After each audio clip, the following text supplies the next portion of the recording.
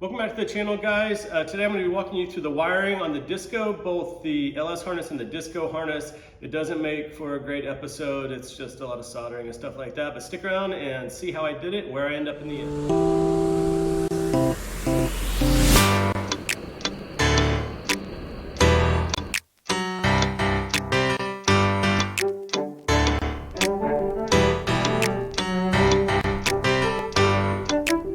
Okay, so it's a new morning and here's what the plan is, right? So I'm waiting on a tap so that I'm just waiting on some stuff from Amazon, and for whatever reason my Amazon orders keep getting delayed. There's something going on with the Bulk Springs sort facility. But at any rate, what I'm gonna do now is, well, let me just show you. Okay, you can see I have a huge mess here and that is just not conducive to getting stuff done. So, but while I have the mess and before I'm gonna make a new mess, top of the old mess, and then get it all cleaned up. So at any rate, where we're at is, you see this a lot in ACE conversions. They'll wrap this around, they'll put a really tight bend, come around, loop back around, and then come into an air box at a really weird angle. To me, the logical way to do it is to install a 3rd gen truck air box right here, and then pull it around, tight 90, and then come around and go directly into the air box. So that's what I'm doing. I'm gonna get some new battery cables so that they'll stretch to the new location. But what I need to do first is make a tray. So you can see where I butchered the old one. I tried to use it for this location, but so here's what I'm gonna do. I'm gonna make I'm gonna use those rubber pads as a standoff to level this whole thing out, and then there'll probably be a pad right here, right in this area, to kind of raise it up over this. And then a plate, an aluminum plate will bolt to that, and then that'll be my battery tray. All right, guys, so it's just after Labor Day, first day back in the garage, and I'm sort of in a juncture, right? I can either go and make all of the exhaust system, would take about a day and a half. The challenge there is I need my grinder to do it. I have these new style GFI breakers that trip off every time I use my grinder. It's kind of fickle. It does it sometimes, doesn't do it other times. But regardless, I'm gonna have to replace 2 of those breakers. So I don't really feel like doing that right now. I don't feel like going to Home Depot. So I think what I'm gonna do is, I got this cheap eBay/Amazon harness off of Amazon or eBay, I can't remember which. But as you saw in a previous episode, like I had depinned and got the previous wiring harness about 90% to where it needed to be. Now the challenge with that was sort of 2 things, and I mentioned this in a previous episode. I had a red-green wiring, I had a green-blue wiring harness, but I had a red-blue ECM. So that's one variable that I was trying to figure out, to sort out. And then I needed to be able to tie that in with I needed to be able to trim it down. There's another variable. And then I needed to convert it to drive-by cable, right? So yet another variable. And then I had to make the whole thing talk to the Land Rover harness. There was like those 4 variables in there. Just sounded like a headache that would take a week or 2 to chase down. So I've got this one. I've laid it out in the engine bay, and it looks fairly good. This part is on the wrong side, so I'm gonna have to figure out what I'm gonna do about that. But otherwise, I'm pretty happy with it. So the first step is I got these pinouts from ltswap.com or .info. But what I'm gonna do is I'm gonna go through and check the continuity of every single wire and document where everything is, and match that against where I'm expecting it. Just to know that I'm starting off with a solid foundation. So I'm starting to figure this out. Basically, I did the entire left side of the blue bank, right? So in this case, it's the bottom side. And then what I'm doing is I'm just going through and seeing 42 is the low speed fan relay, and figuring out where 42 precisely goes to, which is one of these signal switches in this bundle. So there it is, it's beeping, so I know that there's continuity between the 2 of those, and I marked this low-speed fan relay. That's kind of really the nuts and bolts of it.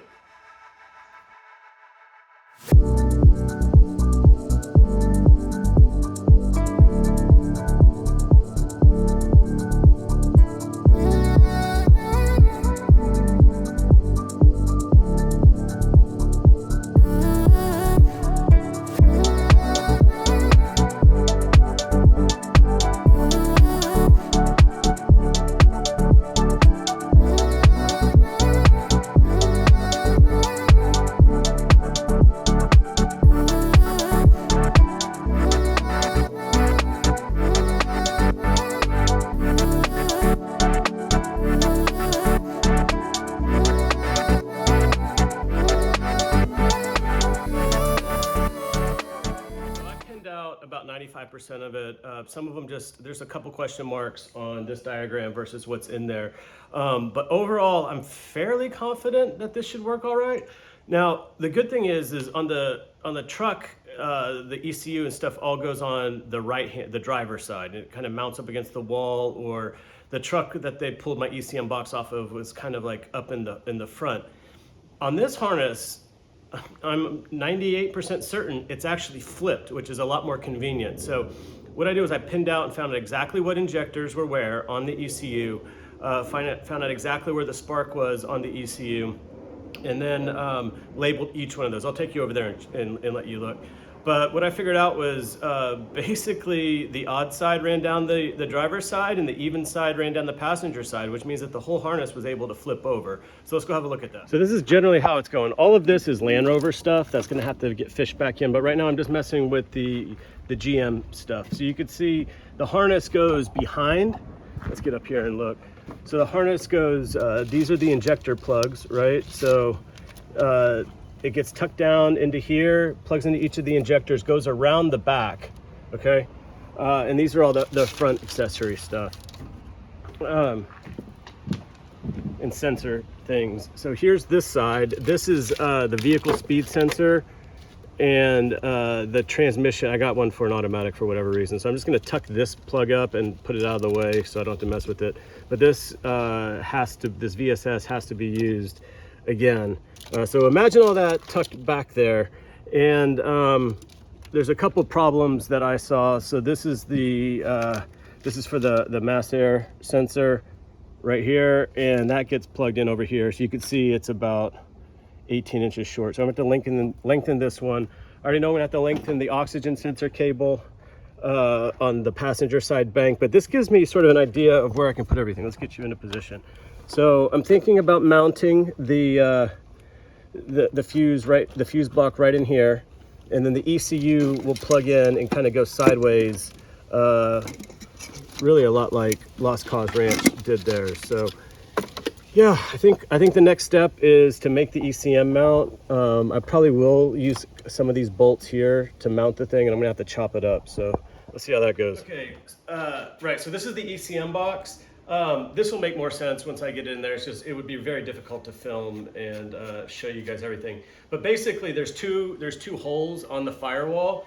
What I'll do is I'll make a U-channel bracket that'll come off that'll mount in this hole. But because it's wonky, like if you imagine this is the firewall, it sticks way out. So it's, yeah, sticks way out. So what I'm gonna try to do is move this secondary hole down into here somewhere, wherever it matches up on the firewall. So I'm gonna go take some measurements on that. Drill the hole through here, and then I'm going to lop this off so that it sits more straight, if that makes sense. Okay, so I made this little bracket up. It's just a piece of U, and I trimmed down the ECU mount a little bit. But to be completely honest with you, A- for serviceability. It sucks putting this thing on, but I'm going to get the ECU in and see if that works. If it does, I'm going to call that done. There's like a little tip over valve or something that used to mount behind here. I guess I'm going to relocate it maybe to this nut right here. We'll see. So this is bracket number 2. This is the second time around. So it mounts to this. And then these holes, let's see, on the computer side, kind of get it. Well, you guys get the idea. Focus. Oh, there it is. All right, so that's how it's going to go in. I'll get it bolted in and then show you guys for real. Well, that mount's not going to work either. It's way too wobbly, and that's going to break. So it looks like it needs 2 attachment points, one to that bracket and then one to this back bracket here. So yeah, one more design iteration. Okay, I'm extremely frustrated with that bracket, and I just don't feel like messing with it again today. So as a quick aside, this is the stock intake for the truck, I'm guessing. So I cannot deal with this. I don't know what this does. I'm guessing it quiets it down a little bit. So I'm gonna try zipping it off here, and then maybe plastic or JB welding a patch back on the back side. Maybe I'll cannibalize some of this area or something. But I want to try this before I go and order like a 90-degree bend and some aluminum and all the stuff that you typically do. I would love to remove this bellow, but it doesn't want to come off here. I don't know why. So it's staying there, and I'm just gonna have to be careful. Okay, good. It's just a little hole. So I'm gonna clean this up and then try to patch it up. But first, let's offer it up and try it.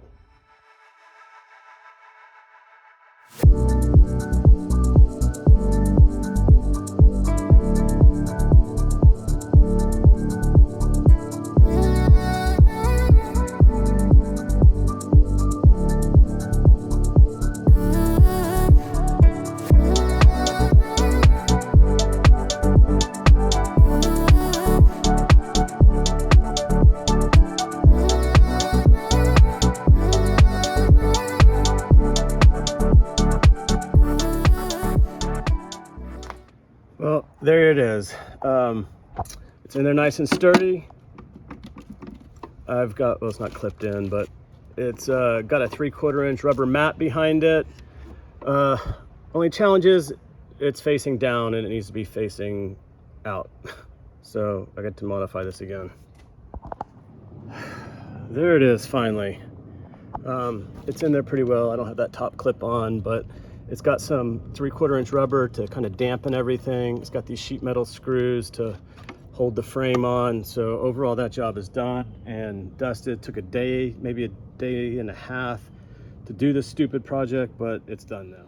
The next step is to get this fuse block mounted. That looks like the perfect spot because it's got some fore and aft. I just need to make a bracket that will go through those bolts and then also pull it off to the side. So I think that's what I'm gonna make now. All right, here's the bracket that I made for the fuse box. It's just gonna take one of these short stainless sheet metal screws, and it goes like this.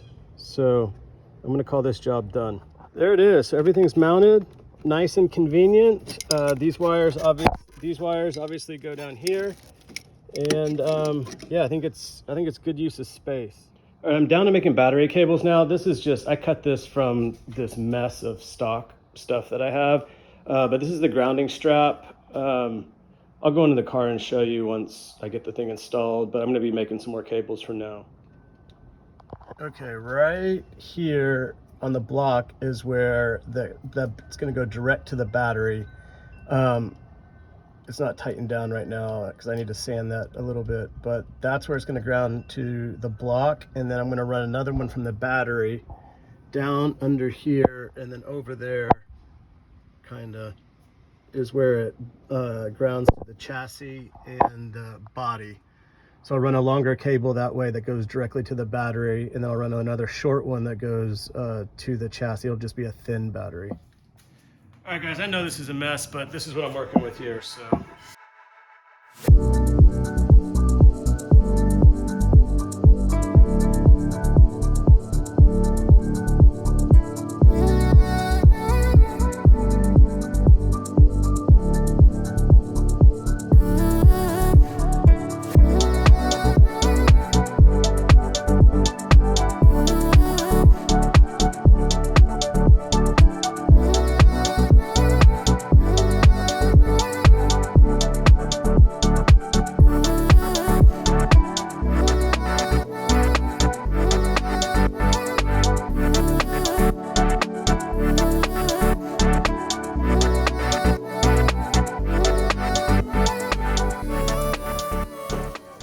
That's it, you get the idea.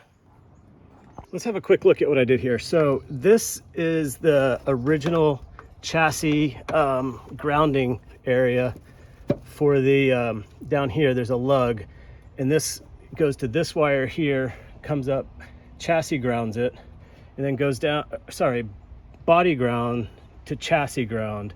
And then what I did was I ran the secondary wire right here that comes under through the heat exchangers or under the heat exchangers and back up here for this battery post. So these two grounds, this ground goes directly to the block. This ground does the, body in the chassis.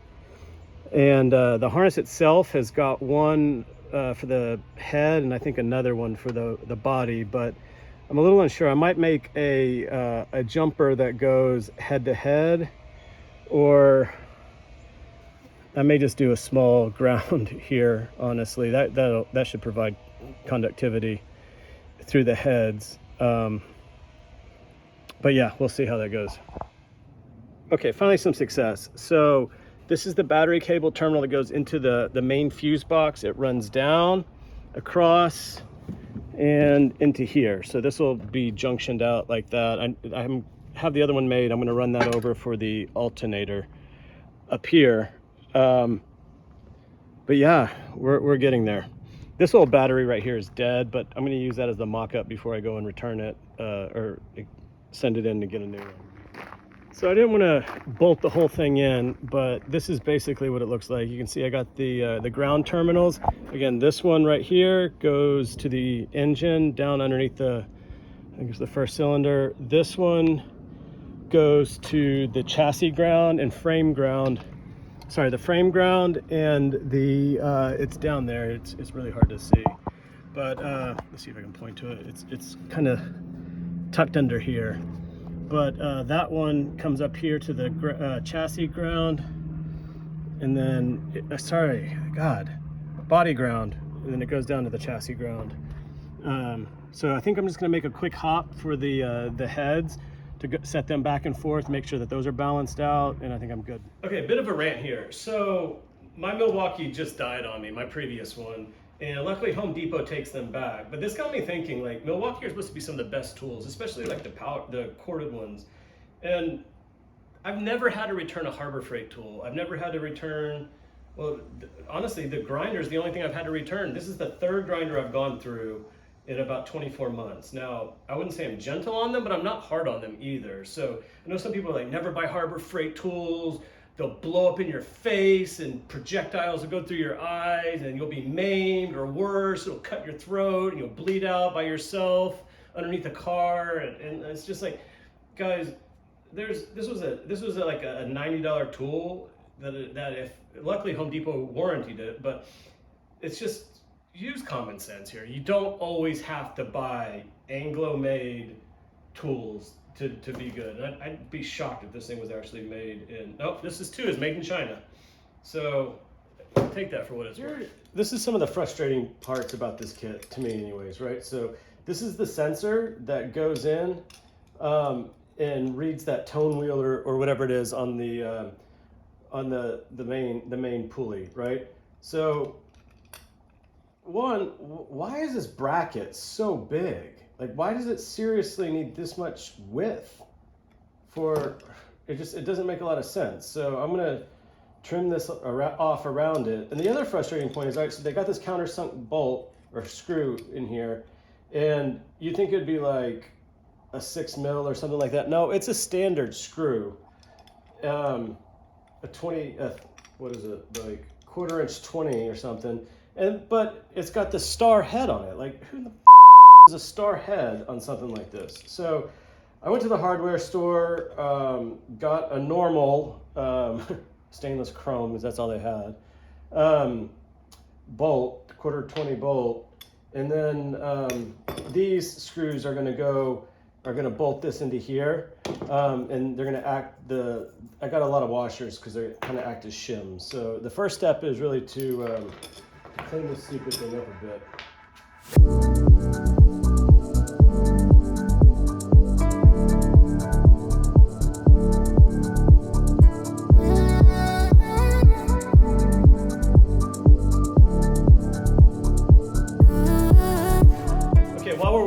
Workpiece to cool down. I got this 4-inch section of aluminum tube.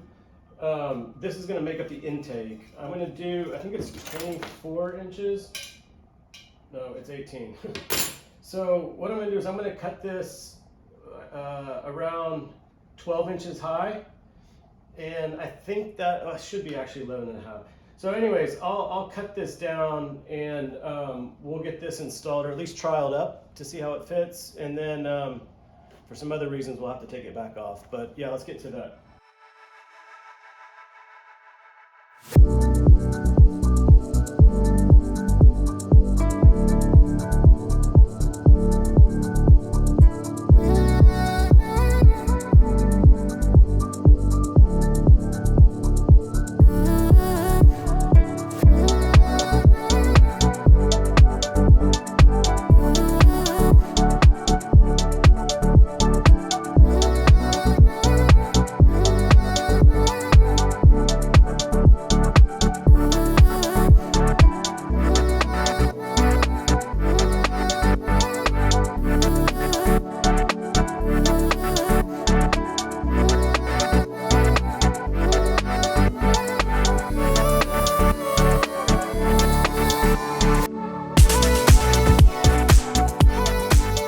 need to get a reducer because I didn't realize that this is 3.5 and this is 4, so this needs to be a 4 to 3.5. But basically, you get the idea. This is how it's going to look. Nothing real crazy. Into the standard air box. Yeah, this is about it, really. All right, there's the stock disco crank position sensor. You can see it lining up on this tooth, and there's a 16th inch gap that goes in between them, and it needs precisely that. So I have a 16 gauge ruler that I know is 16 gauge. That's incorrect. And it slides in there fairly easily. So That's what she said. probably should have used a feeler gauge, but you use what you can use, and everything's lined up. All right, guys, so after that exhaust detour, which still isn't completed yet because I'm still waiting on a step drill bit, and that's a whole different story. I just ordered it on Amazon because I was too lazy to go to Home Depot, and still isn't here, and it's put me back a few days. So with the exhaust over there cooling down, I'm going to get back to the wiring, and I'm pretty excited about that. So what we have here is the entire Land Rover harness laid out and marked with a couple of exceptions, right? So I know like this is the coil. I know that these are injector plugs. So all of this gets to be removed. Like the O2, one of the front O2 sensors, another O2 sensor. These are the rear O2 sensors. This coil is going to be removed, and I don't know what this is yet. So yeah, that's going to be all done. These are sensors that are needed in the kit.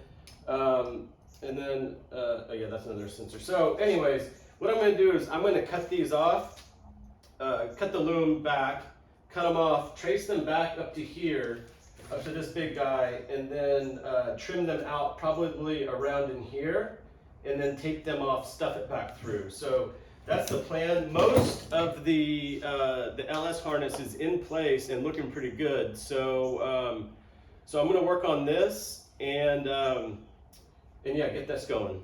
Oh, one other thing. So yeah, I ordered another one of these because I think you guys saw, I butchered it pretty bad. So this NPT goes to a 6AN to the steam line in the engine. The top part is for the oil temp sensor, so or the water temp sensor from the Land Rover. So bought it, drilled it, tapped it, everything seemed perfect. Go to drop in the oil temp sensor and it just goes right in. So I think this was about a $35 piece. This is going to be, I'm going to replace this. This is going to be my third one. So it's a very frustrating that I keep having to do this, but obviously I guess it was my mistake probably. I bought the wrong drill bit. I thought I bought the precise one according to the machinist manual, and apparently it was a little big. So either it was mislabeled or I made a mistake. But regardless, I get to order another one of these.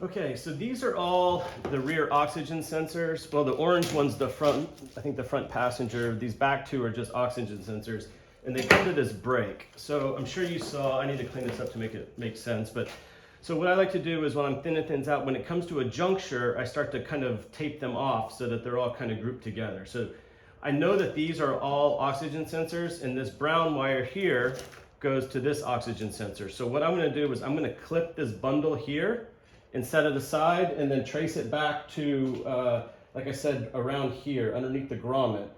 and then clip them off, and so that I can make, if I need to reattach something or I made a mistake, I can have some space to do that.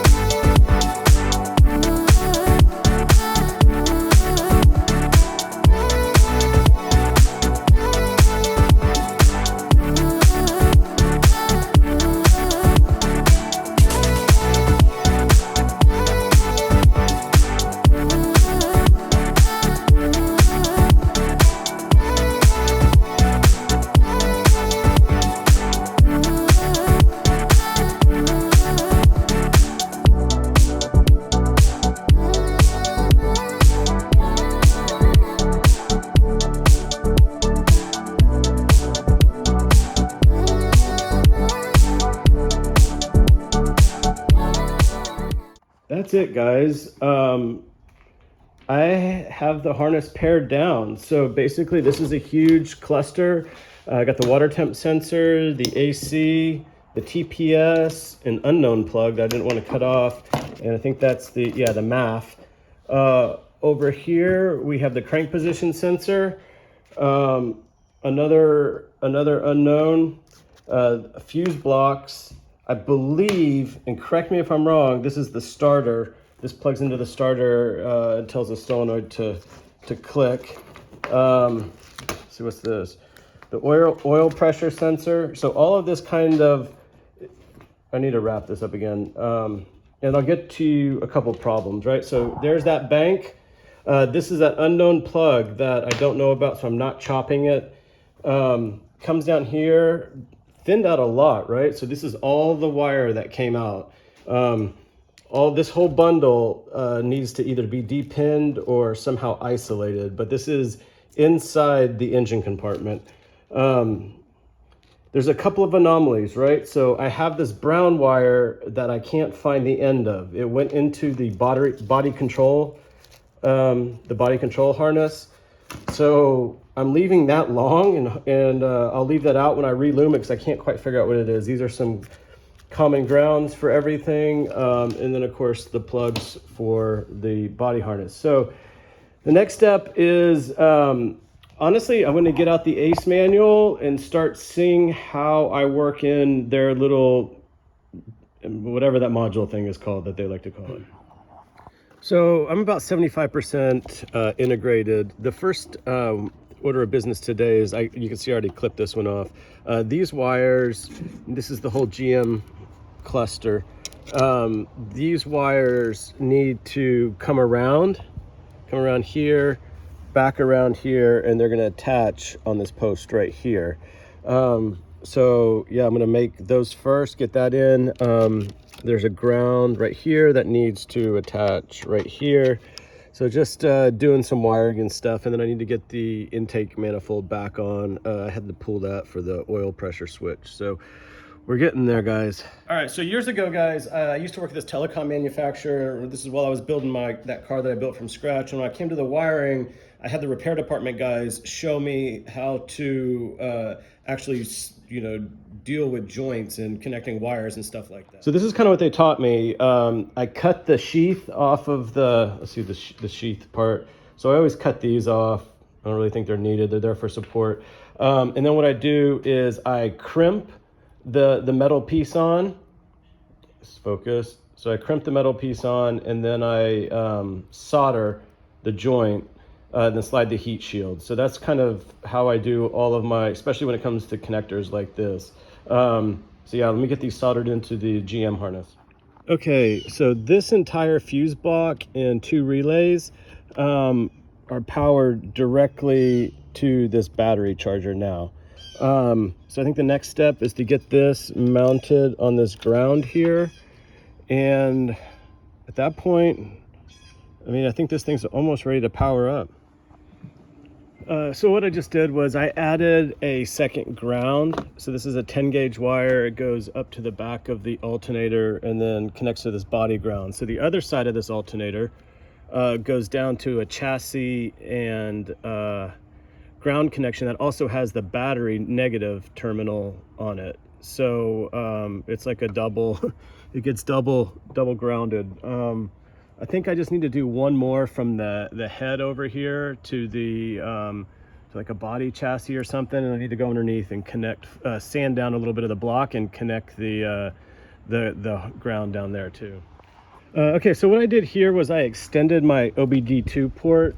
I needed it to go across, and let me just explain what I did. So I basically cannibalized some wire that I de-loomed from the GM harness and did kind of like wire for like wire. The only exceptions are these black wires. So I'm hoping they're grounds because I kind of got lost in the sauce when I clipped them off. I didn't really mark which one was which. So that could feasibly be a problem, but I'm going to heat shrink all this up. Loom it a little bit better. You can see I already loomed some of this in the electrical tape, and then get it routed on the interior of the disco. All right, the disco's a mess. It hasn't been driven in a while, but there is the OBD2 cable. It's going to get tucked up under there some more, and I'm routing it along this line here. So I'm just gently, anyone who's messed with Land Rovers knows that this plastic is like fragile as a teenager's ego. But I'm just trying to tuck it in there, and then I'll work it down underneath to the dash. It's kind of dark, but you can see it. So there's the new OBD2 port, and right down here is the disco OBD2 port. I'll probably tuck that out of the way, or maybe carve that plastic thing out a little bit. But regardless, I should be able to diagnose both the GM side, and I'll be able to diagnose the Land Rover side, no problem. So it all looks like an absolute mess right now, but and I can't remember if I filmed this, but I needed to get that oil pressure sensor in the back. So really the next step is I'm going to get the intake manifold back on and start connecting the wires and seeing which ones I need to lengthen, etc. Okay, let's see if you can see this in here. Before I put the intake back on, the wiring harness bolts to the head right here. It grounds out.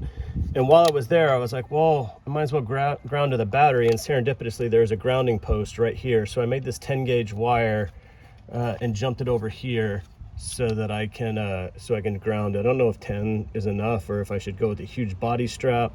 But how I'm grounded, well, let's make sure this thing works before I start telling you how everything is grounded and not grounded. So this is the standalone harness. There was a lot of wires that came out of here that go to different inputs. And I believe that the only one that I really need is this check engine light signal. The other, there's a green lead too coming out of the same bundle. That's going to go for the fan relay. And I believe that the first step is let's get this thing started, and then the second step is I'll probably have to replace that fan with a dual fan setup. If so, I have a secondary fan that can input, that's programmed into the ECM, but I just got to figure out where I can wire it into here. But at any rate, I'm going to figure out where I'm going to tape these off, and then I'm going to figure out where in the fuse box they go. And then I'll pull those fuses so that there's no problems. All right, guys, here's where we're at. It's really only taken like a day or so. On the disco itself, it's about 95% ready to go. I think there's just like 3 splices that I need to splice in. And this is the disco harness all paired down. So I can't remember if I said this on camera or not. I have no idea what this 3-wire connector goes to. I could not figure that out. But this is basically everything that got trimmed back. And I don't like to touch in here too much because it's got the goop where it like sealed up to the firewall. But what the plan is I'm going to take some acetone to this goopy stuff and then take off and isolate each one. And then I'm going to push this through the firewall and get this connected down here. So this wire here is, and I swear, I don't know this to be true or not, but the descriptors in the ACE conversion manual for wire colors are just bizarre, right? So they'll say like red brown, and then you'll pick it up and look at it and it's like red and gray. I don't know what's going on with it, but regardless, we've gotten this far, and this is going to get all taped up and isolated off, and then I'm going to loosely loom it with some more tape in preparation, because once this goes in, once this piece gets soldered in, it's kind of staying. So I want to get everything like pretty loomed, and again, I like to use the tape loom, and then because I can always cut it off and get it in a splice, and then retape, and everything looks normal. So yeah, I'm going to loosely loom it and then get it on the car. I mean, we're getting really close to being able to start this thing. Okay, so I went ahead and just loomed the whole thing. I think it's easier for organization.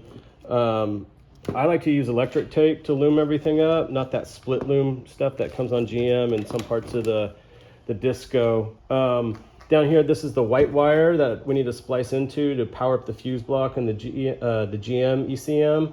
These are all the underdash, and again, this one goes down to the that secret box that Ace came out with. So I'm gonna probably regret looming all this, because I'm gonna probably take an hour to cut it all off at some point, but here it is.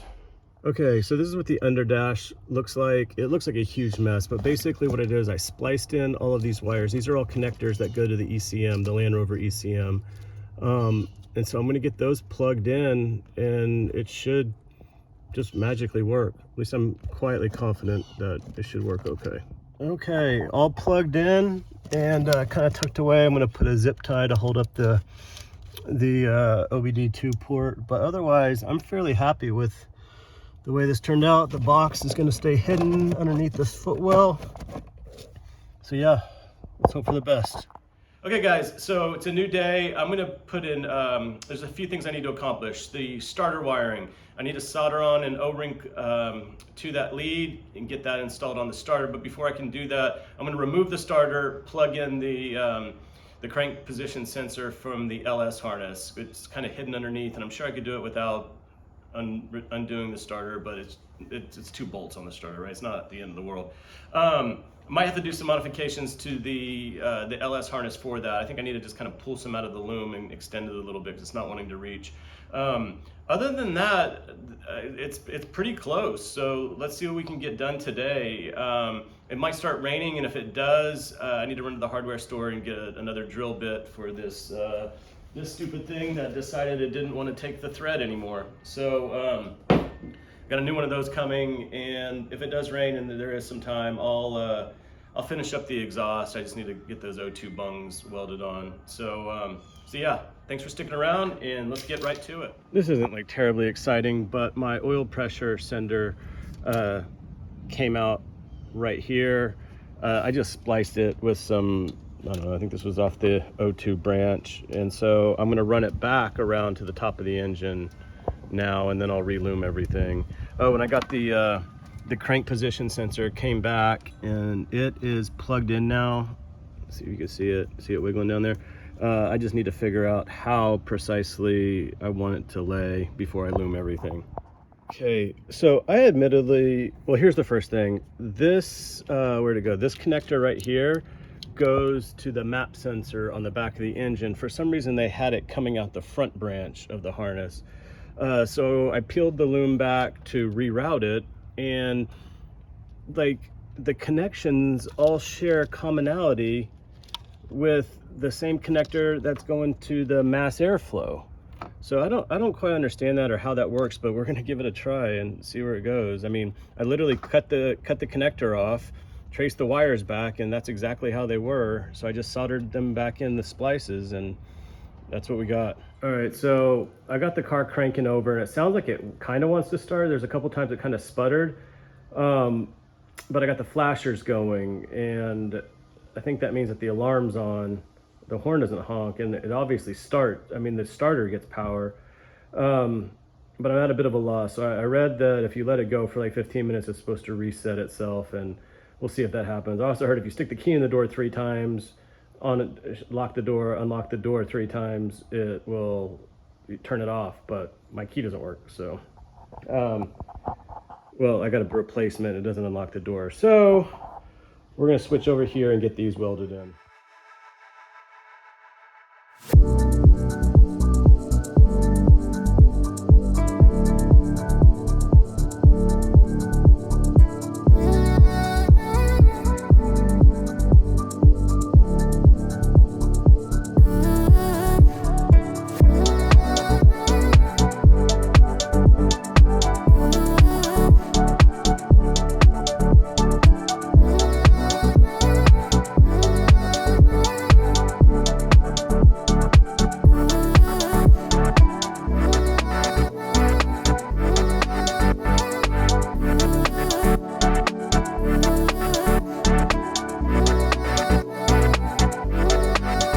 Finally, some success with this stupid thing. I don't know how that's going to behave with the steam vent going right at it, but yeah, there's the water temp sensor from the Land Rover. Let's see if we can start this thing up.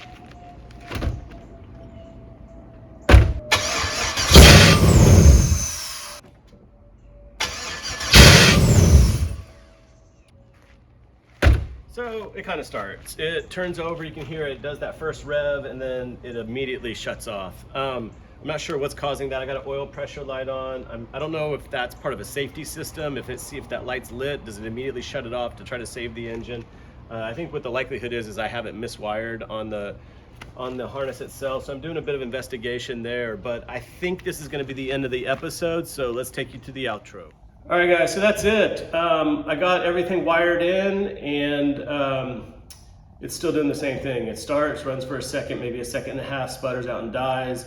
And I filmed this quite a bit in the past. So where I'm at now, I triple checked everything today, went through everything with the multimeter and made sure that everything was wired as it should be, and all signs point to the VAT system still being active in the ECM. So hopefully at the end of the next episode, you guys will get to see it run and drive and everything. But thanks for making it this far. I know this was really long and not super great television, but yeah, let me know what you think. Please comment below. I'm sure I missed a lot of stuff, so please, the comments are always welcome.